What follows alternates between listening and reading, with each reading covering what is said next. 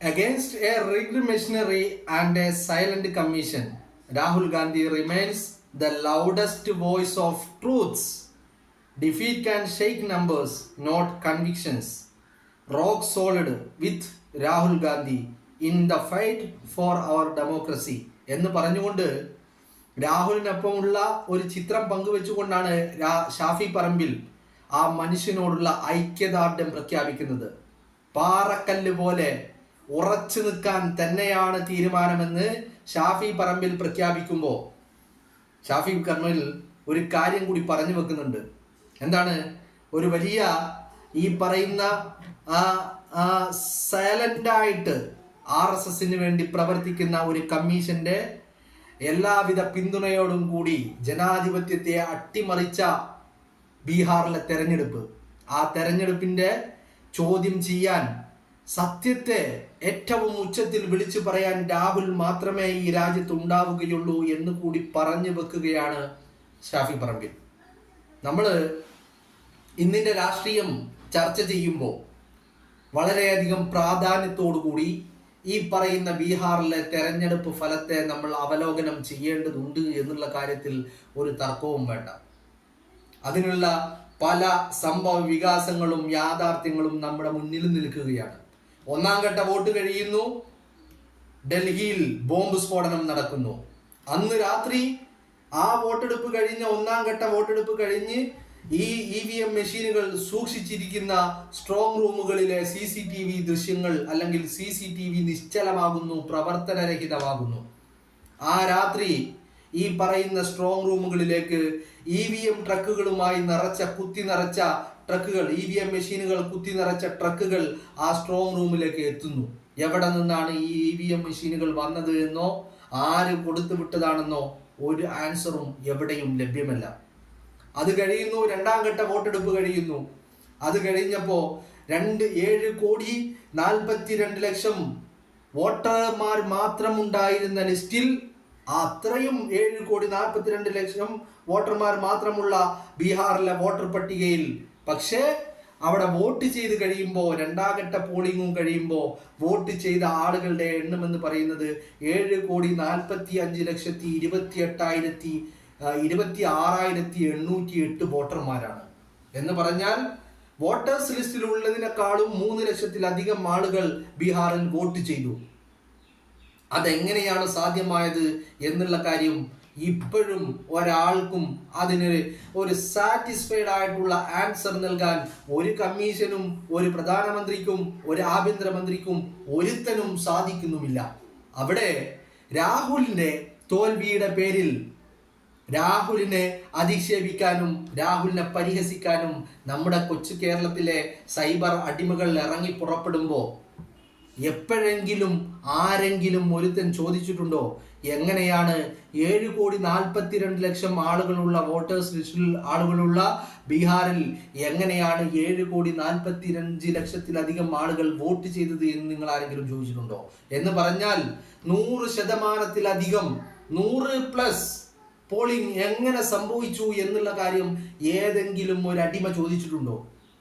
എന്ന് പറഞ്ഞാൽ, പച്ചയായിട്ട് പറഞ്ഞാൽ, ഈ രാജ്യത്തെ ജനാധിപത്യത്തെ വളരെ വ്യക്തമായി അട്ടിമറിക്കപ്പെട്ടു എന്ന് മനസ്സിലായിട്ടും അതിനെതിരെ ശബ്ദമുയർത്താതെ ഈ ജനാധിപത്യത്തെ അട്ടിമറിച്ചതിലൂടെ പരാജയപ്പെട്ട രാഹുലിനെ പരിഹസിക്കാനും അധിക്ഷേപിക്കാനും ആളുകളുള്ള നമ്മുടെ നാട്, അതാണ് നമ്മൾ മുമ്പ് പറഞ്ഞു വെച്ചിട്ടുള്ളത്. ഗാന്ധിയെ കൊന്നതിലും രണ്ടഭിപ്രായം നമ്മുടെ രാജ്യത്തുണ്ട്. ഈ രാജ്യത്തിന്റെ രാഷ്ട്രപിതാവ്, ആ രാഷ്ട്രപിതാവിന്റെ നെഞ്ചിലേക്ക് വെടിയുണ്ട പായിച്ചവൻ, സംഘ് പരിവാറുകാരൻ, RSSകാരൻ, ആ RSSകാരനെ അനുകൂലിക്കുന്നവരും അവനെ ഈ രാജ്യത്തിന്റെ രാഷ്ട്രപിതാവായി കാണുന്നവരും ഈ രാജ്യത്ത് ജീവിക്കുന്നുണ്ട്. അതാണ് നമ്മുടെ രാജ്യത്തിന്റെ ഏറ്റവും വലിയ ഒരു വേദനാജനകമായ കാര്യം. അത് തന്നെയാണ് ഇന്നലെ ബീഹാറിൽ സംഭവിച്ചത്. അവിടെ ഗാന്ധിയുടെ ജീവൻ എടുത്തിട്ടാണെങ്കിൽ ഇവിടെ ജനാധിപത്യത്തിന്റെ ജീവനാണ് ഇന്നലെ അറുത്ത് മാറ്റിയിരിക്കുന്നത്. ആ കാര്യത്തിൽ ഒരു സംശയവും ഒരു തർക്കവും ആർക്കും വേണ്ട. ഇനിയിപ്പോൾ ഇന്നലെ കേരളത്തില് ഈ ബീഹാറിലെ ഇലക്ഷനുമായി സംഭവിച്ച ഒരു കാര്യം കൂടി, ഒരു ഉദാഹരണം കൂടി പറഞ്ഞു വെക്കുകയാണ്. അതിപ്പോ ഒരു പരാതിയായിട്ട് പോലീസിന്റെ മുന്നിൽ എത്തിയിരിക്കുകയും ചെയ്തിട്ടുണ്ട്. അങ്ങനെ പരാതിയായിട്ട് പോലീസിന് മുന്നിൽ എത്തിയ ഒരു കാര്യം ഞാൻ നിങ്ങളുടെ ശ്രദ്ധയിൽപ്പെടുത്താം. നിങ്ങൾ അധികം ആരും അറിഞ്ഞിട്ടും ഉണ്ടാവില്ല. എന്താണ് ആ കാര്യം? കേരളത്തിലെ നമ്മുടെ സംസ്ഥാനത്തെ അന്യ സംസ്ഥാന തൊഴിലാളികൾ ഒരുപാട് ആളുകൾ വന്ന് നമ്മുടെ സംസ്ഥാനത്ത് ജോലി ചെയ്യുന്നുണ്ട്. അങ്ങനെ ഒരു തൊഴിൽ സ്ഥാപനം, അവിടുത്തെ തൊഴിലുടമ പരാതി പറഞ്ഞിരിക്കുകയാണ്. എന്തിനാണ് പരാതി പറഞ്ഞിരിക്കുന്നത്? അയാളുടെ സ്ഥാപനത്തിൽ ജോലി ചെയ്യുന്ന ആളുകളിൽ ബീഹാറിൽ നിന്നുള്ള 10-50 പേരാളുകൾ, 50ഓളം വരുന്ന ഈ സ്ഥാപനത്തിൽ ജോലി ചെയ്യുന്ന ആളുകൾ ഇലക്ഷന് വേണ്ടിയിട്ട് ബീഹാറിലേക്ക് പോയി. വീണ്ടും ബീഹാറിലേക്ക് പോയിട്ട് അവർ ബീഹാറിലെത്തി. അവർ വോട്ട് ചെയ്യാൻ പോളിംഗ് സ്റ്റേഷനിലേക്ക് കയറി, പോളിംഗ് ബൂത്തിലേക്ക് കയറി. അവിടെ നിന്ന് ഇവരുടെ കയ്യിൽ മഷി പുരട്ടിയിട്ട് അവരെ അവിടെ നിന്ന് പിടിച്ച് പുറത്താക്കി. വോട്ട് ചെയ്യാൻ അനുവദിച്ചിട്ടില്ല എന്നാണ് പറയുന്നത്.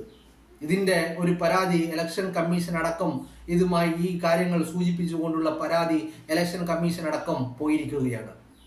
ഏതാണ് ബൂത്ത്, ഏതാണ് സ്ഥലം, ഏതാണ് മണ്ഡലം എന്നുള്ള കാര്യങ്ങളൊക്കെ വ്യക്തമായി പ്രതിപാദിച്ചുകൊണ്ടുള്ള പരാതി തന്നെയാണ് പോയിരിക്കുന്നത്. അതോടൊപ്പം ആ പരാതിയിൽ പറയുന്ന കാര്യം, അവിടെയുള്ള ആ പോളിംഗ് ബൂത്തിൽ ഉണ്ടായിരുന്ന CCTV ദൃശ്യങ്ങളടക്കം പരിശോധിക്കണമെന്ന് പറഞ്ഞുകൊണ്ടുള്ള പരാതിയാണ് പോയിരിക്കുന്നത്. ഇപ്പോ ഈ CCTV ദൃശ്യങ്ങൾ പരിശോധിച്ചു കഴിഞ്ഞാൽ മിക്കവാറും ആ CCTV ദൃശ്യങ്ങൾ ലഭ്യമായിരിക്കില്ല. ഈ പരാതിയുടെ പുറത്ത് ഒരു അന്വേഷണമോ ഒരു നടപടിയോ ഉണ്ടാകുമെന്നുള്ള പ്രതീക്ഷയും നമുക്കാർക്കും വേണ്ട. ഇനി ആ CCTV ദൃശ്യങ്ങൾ ഉണ്ടെങ്കിൽ അത് മിക്കവാറും അത് ഡിലീറ്റ് ചെയ്ത് കാണും, നശിപ്പിച്ച് കാണും, അതിന്റെ ഹാർഡ് ഡിസ്ക് അടക്കം നശിപ്പിച്ച് കാണും. അങ്ങനെ ഒരു CCTV ദൃശ്യങ്ങൾ ഉണ്ടെങ്കിൽ ഈ ഇന്ത്യ രാജ്യം കാണാൻ പോകുന്നതേ ഉള്ളൂ. ഇത്തരത്തിൽ വിരലിൽ മഷി പുരട്ടിയ ശേഷം പോളിംഗ് ബൂത്തിൽ നിന്ന് ആളുകളെ പിടിച്ച് പുറത്താക്കുന്നതിന്റെ ദൃശ്യങ്ങൾ നിങ്ങൾക്ക് കാണാൻ കഴിയും. അങ്ങനെ ഒരു അവസ്ഥ, അങ്ങനെ ഒരു ദൃശ്യം നമ്മുടെ മുന്നിലേക്ക് എത്തുമോ എന്ന് ചോദിച്ചാൽ അതിൽ സംശയമുണ്ട്, 100% സംശയമുണ്ട്. കാരണം അത്തരത്തിൽ രാഹുൽ ഗാന്ധി ഹരിയാനയിലെയും കർണാടകയിലെയും ഈ പറയുന്ന CCTV ദൃശ്യങ്ങൾ ആവശ്യപ്പെട്ടിട്ട് അതൊക്കെ നശിപ്പിച്ചു കളഞ്ഞു എന്നുള്ള ഒരു മറുപടി മാത്രമേ രാഹുൽ ഗാന്ധിക്ക് ലഭിച്ചിട്ടുള്ളൂ. അവിടെയും ഇത്തരത്തിലുള്ള പരാതികളൊക്കെ അവിടെ ഒന്നും കണ്ണിൽ പോലും പെടില്ല എന്നുള്ള കാര്യത്തിൽ ഒരു തർക്കവും നിങ്ങൾക്ക് ആർക്കും വേണ്ട. അപ്പോ ഇതാണ് നമ്മുടെ രാജ്യത്ത് നടന്നത്. ഈ രാജ്യത്തെ ജനാധിപത്യത്തെ വളരെ വ്യക്തമായി വികലമാക്കപ്പെട്ടിട്ട് അതിനെതിരെ ശബ്ദിക്കാൻ ഒരുത്തനും ഒരു അടിമക്കും ഇന്ന് നിമിഷം വരെ സൗകര്യമുണ്ടായിട്ടില്ല, സമയമുണ്ടായിട്ടില്ല. പകരം അവർക്കൊക്കെ രാഹുലിനെ പരിഹസിക്കാനും രാഹുലിനെ അധിക്ഷേപിക്കുവാനും രാഹുൽ മാറി നിൽക്കണമെന്ന് പറയാനും, എന്തിന് ഒരു പടി കൂടി കടന്നുകൊണ്ട് പിരായിരിയിലെ പ്രാന്തൻ പരിൻ ആ പരനാറി മറ്റൊരു പ്രയോഗം കൂടി നടത്തി. ഈ തോൽവി അടിസ്ഥാനമാക്കിയിട്ട് ഇന്ത്യയിൽ എവിടെയും ഒരു സംസ്ഥാനത്തും ഈ പറയുന്ന കോൺഗ്രസ് മത്സരിക്കരുത് എന്ന്. അവന്റെ ലക്ഷ്യം മറ്റൊന്നാണ്. അതിനെക്കുറിച്ച് നമ്മൾ വേറെ വീഡിയോ സംസാരിച്ചിട്ടുണ്ട്, അതുകൊണ്ട് വീണ്ടും അത് പ്രതിപാദിക്കുന്നില്ല. അപ്പോ ഇതാണ് നമ്മുടെ രാജ്യത്തിന്റെ അവസ്ഥ. ഈ അവസ്ഥയിൽ രാഹുലിനൊപ്പം പാറ പോലെ ഉറച്ചു നിൽക്കുമെന്ന് ഷാഫി പറമ്പിൽ പറയുമ്പോൾ അതിന്റെ കൂടെ നമ്മൾ നിന്നേ മതിയാവുകയുള്ളൂ. കാരണം തോൽവികളിൽ നിന്ന് ഈ പറയുന്ന നിരാശരായി നമ്മൾ പിൻവാങ്ങിയിട്ടുണ്ടെങ്കിൽ ഈ പറയുന്ന ഫാസിസം നമ്മുടെ വീടിന്റെ അടുക്കളകളിൽ എത്തി നിൽക്കുകയാണ് എന്നുള്ള തിരിച്ചറിവ് നമ്മൾ ഓരോരുത്തർക്കും ഉണ്ടാവണം. നിങ്ങൾ ആശ്വസിക്കുന്നുണ്ടാവും, ഇതൊക്കെ അങ്ങ് ബീഹാറിലല്ലേ, ഇവിടെ കേരളത്തിൽ നടക്കില്ല എന്ന്. നിങ്ങൾ അങ്ങനെ ആശ്വസിക്കണ്ട. കാരണം RSSന്റെ ഏജന്റുമാരായിട്ടുള്ള ആളുകളാണ് കേരളം ഭരിക്കുന്നത് എന്നുള്ള കാര്യം നിങ്ങൾ മറന്നു പോകരുത്. RSSന്റെ കാലിനക്കികളാണ് കേരളത്തിന്റെ മുഖ്യമന്ത്രി കസേരയിൽ ഇരിക്കുന്നത് എന്നുള്ള കാര്യം നിങ്ങൾ മറന്നു പോകരുത്. അതുകൊണ്ട് RSSന് ഇതൊക്കെ നടപ്പിലാക്കാൻ കേരളത്തിൽ ഭരണം വേണമെന്നില്ല.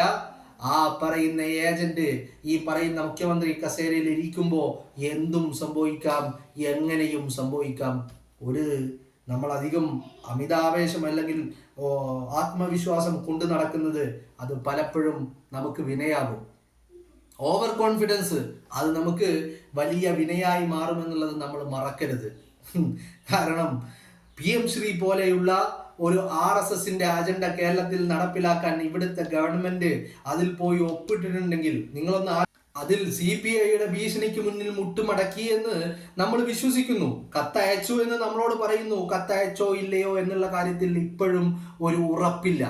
അങ്ങനത്തെ കേരളത്തില് ഈ പറയുന്ന RSSന്റെ ഏജന്റ് മുഖ്യമന്ത്രി കസേരയിൽ ഇരിക്കുമ്പോൾ ഈ പറയുന്ന ബീഹാറിൽ സംഭവിച്ച കാര്യങ്ങൾ കേരളത്തിൽ നടക്കില്ല എന്നൊന്നും നിങ്ങൾ ആരും വിശ്വസിക്കേണ്ട. മേ ബി സംഭവിക്കാൻ എല്ലാവിധ സാധ്യതകളുമുണ്ട്. അതിൻ്റെ ചെറിയ ഒരു ഡോസ് ഈ പറയുന്ന RSS കേരളത്തിൽ പയറ്റി നോക്കിയിട്ടുമുണ്ട്. അതിൻ്റെ ഉദാഹരണമാണ് തൃശ്ശൂര്. ഈ പറയുന്ന വോട്ട് ചോരിയുടെ ജനാധിപത്യത്തെ കൊള്ളയടിച്ചതിന്റെ ഏറ്റവും വലിയ മകുടോദാഹരണം കേരളത്തിൽ നടന്നതിന്റെ ഉദാഹരണമാണ് ഈ തൃശ്ശൂർ സംഭവിച്ചത്. അതുകൊണ്ട് ഈ പ്രക്രിയയിൽ രാഹുൽ ഗാന്ധിയെ നമ്മൾ പരിഹസിക്കുകയോ അധിക്ഷേപിക്കുകയല്ല വേണ്ടത്. അയാളുടെ ഒപ്പം ഉറച്ചു നിൽക്കാൻ കഴിഞ്ഞിട്ടില്ലെങ്കിൽ നാളെ നിങ്ങളുടെ വീടിന്റെ അടുക്കളയിലും ഫാസിസം ഇങ്ങനെ തഴച്ചു വളരുമെന്നുള്ള കാര്യത്തിൽ ഒരു തർക്കവും നിങ്ങൾക്ക് ആർക്കും വേണ്ട.